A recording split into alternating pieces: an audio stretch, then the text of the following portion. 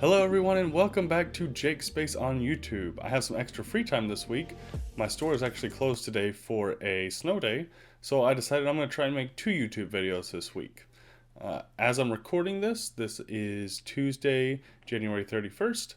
The Samsung Unpacked event is tomorrow, so I thought I would go ahead and highlight the other Samsung flagship, the Fold 4, and really just foldables in general.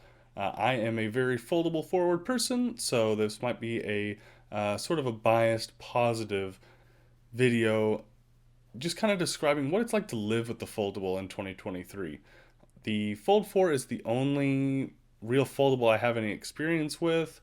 I did use the Flip 4 for about 2 weeks, but I've never been able to use something like, an Oppo Find N or a Xiaomi Mi Fold 2. Hopefully I'll be able to use those someday, but for now this is the only phone I really have experience with. So let me go ahead and fill you in on what it's like to be a foldable owner in 2023.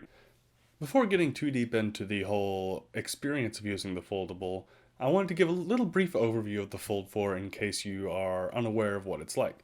I did do a review of this on my blog, but I thought it'd be good to kind of do it again with some visuals so you can kind of see what I'm talking about whenever I'm describing the phone. So this is a Fold 4. So this is it when it's folded up, and then of course whenever it's unfolded, it unfolds into a big tablet basically. So as the name suggests, and as you just saw, the Fold does fold in half. It uses a what Samsung calls ultra thin glass with a plastic screen protector on top to protect it, to be able to actually do the folding motion. On the outside is a 6.2-inch cover display, and on the inside, once it folds out, is a 7.6-inch display. Both screens are 120 hertz high refresh rate, and both are very nice looking screens. The Fold 4 is less narrow than the Fold 3 before it. It's only about 3 millimeters, but it makes a huge difference when it comes to usability. So it's a lot better for typing, watching, TikTok or browsing Twitter, anything like that. It's just wider and more usable. The aspect ratio changed a little bit when it comes to the inside screen, not a whole bunch. It's basically the same, just a little wider and a little less tall. Like I said, that is a huge difference for me. I rarely use the Fold 3 as my main device. It was usually my secondary phone. But now with the improvements to usability of the outside screen, I really find myself not being able to get away from the Fold 4 as my main phone. The Fold 4 uses Qualcomm Snapdragon 8 Plus Gen 1 and comes with a base configuration of 12 gigabytes of RAM and 256 gigabytes of storage, though this can go all the way up to 1 terabyte. The cameras, it has a 50 megapixel main camera, a 10 megapixel 3x zoom camera, and a 10 megapixel telephoto camera. There's also a 10 megapixel selfie camera on the cover display and a 4 megapixel camera hidden underneath the display of the inner screen. The Fold 4 has S Pen compatibility, though it must be purchased separately. There is just a standalone pen, there is a S Pen standing case, and then there's also the S Pen Pro that can work on tablets and the Fold 4. So that's kind of a basic overview of my device, the Fold 4, but what is it like to use a foldable every day?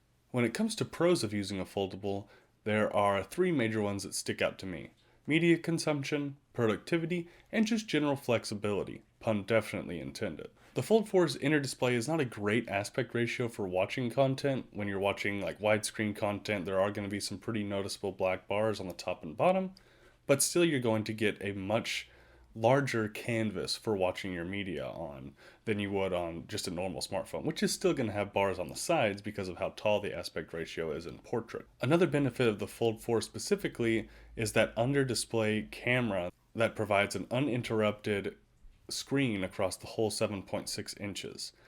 So I have the stand case from Samsung that I use oftentimes, like if I'm at the coffee shop writing my script, or just even at work sometimes I'll just prop it up and watch TV or LA flights if they're live, and it's just great for that. It's a very nice on-the-go media consumption device, especially if you don't have something like a tablet.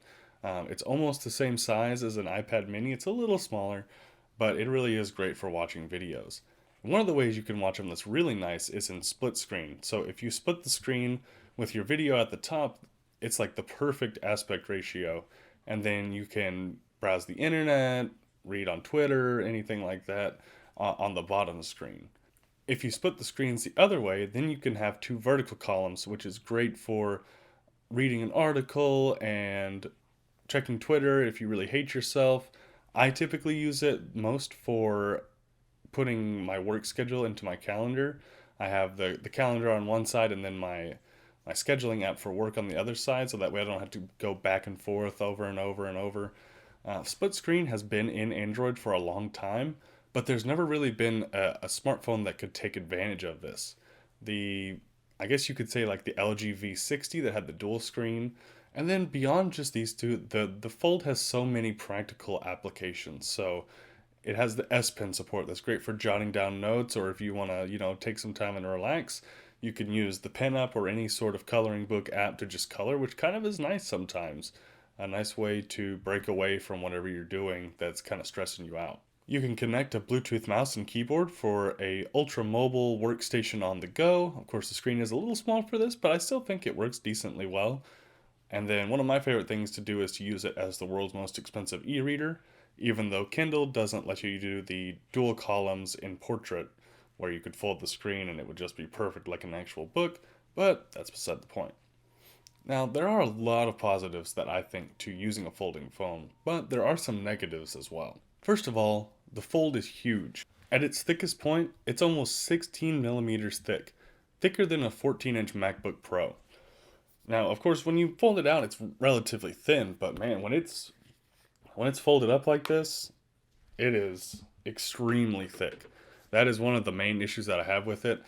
It feels heavier than it really is. It's only about 20 grams heavier than like an iPhone 14 Pro Max, but I think because it's a lot more dense, whenever it's folded up, it feels a lot heavier. Because once you fold it out, it doesn't actually feel that heavy. But if you're like trying to pick it up in the morning and pick it up when it's folded, it's pretty heavy. Another pain point with the foldables is durability. This is always going to be a concern when it comes to foldable phones, just in their very nature.